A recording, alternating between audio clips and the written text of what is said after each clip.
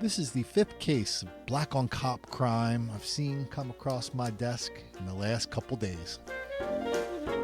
This time, in that center of racial violence, that hotbed of white racism, Waterloo, Iowa. Hi, this is Colin Flaherty, author of White Girl Bleed a Lot. Here we talk about racial violence, black on white crime, black mob violence, the knockout game, and in this case, black on cop crime. Let's just get right to the video.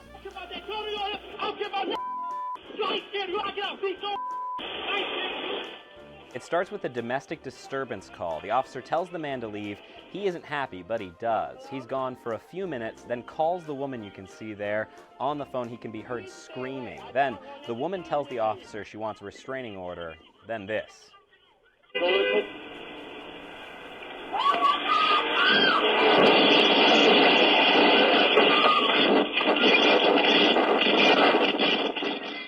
The officer in that older car there is Sergeant Brooke Carter. She sees the car coming and honks her horn, trying to warn Officer Randall Hammett in the car on the right. After the crash, they run to the car, guns drawn, and pull Plain out of his car. He told the officer that he didn't really care, if he was an officer. He didn't care that he had a gun. He'd get out of the vehicle and he'd kick his. Hammett's car hits a tree, and he's trapped inside and has to crawl out of the window. Police think Plain was going 60 miles per hour when he hit him.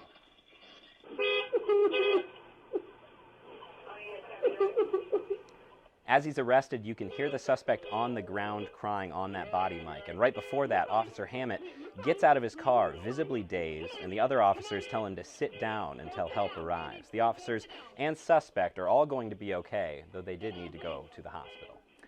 Now, Chief Trelka told me he's proud of how his officers handled this situation. He said they stayed calm when it was very tough to. As for Plain, police will recommend several charges, including assault on an officer, aggravated assault, and criminal damage. And Trelka told me attempted murder charges are also a possibility based on the speed Plain was going when he hit that officer's car. We've got you covered live here in the newsroom. Michael Crow, KWWL News. All right. Today's events were not Plain's first run-in with the law. According to online court documents, he was charged with assaulting police officers in 2007. Those charges, however, were dismissed.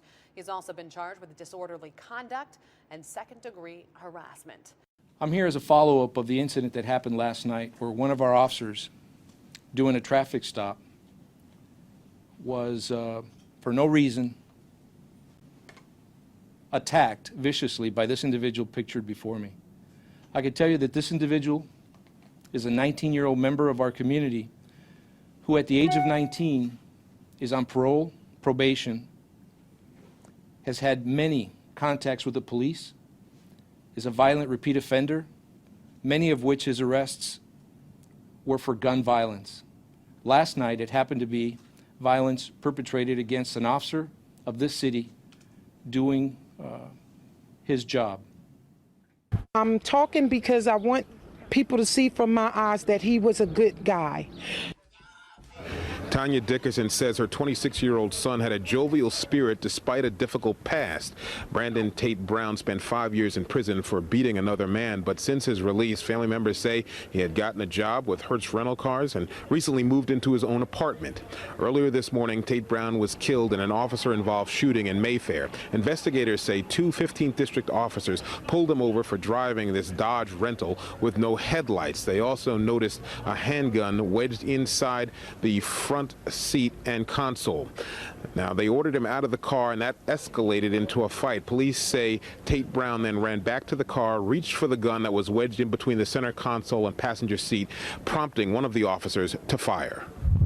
I would like to know why the police, law enforcement, has the right to kill instead of disabling. It has to stop. This is enough already. And Tanya Dickerson and her family say they've already contacted the NAACP.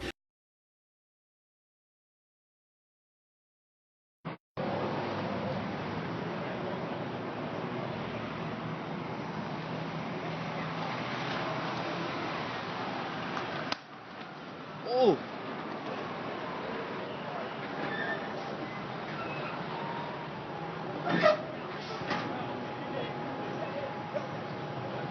Don't shoot me!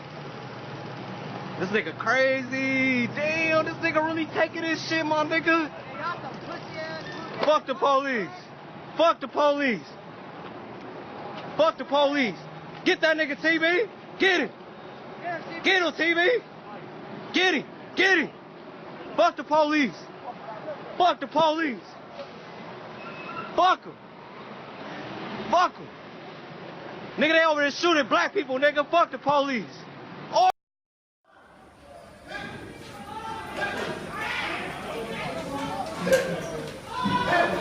Close the door! Close the door! Pop me with the gun! Pop me with the gun! Damn it! Pop me with the gun! Close the fucking door!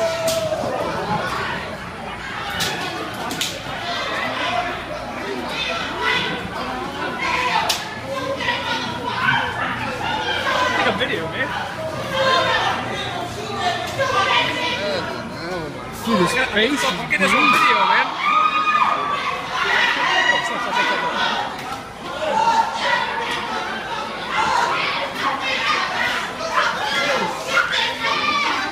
Go, man.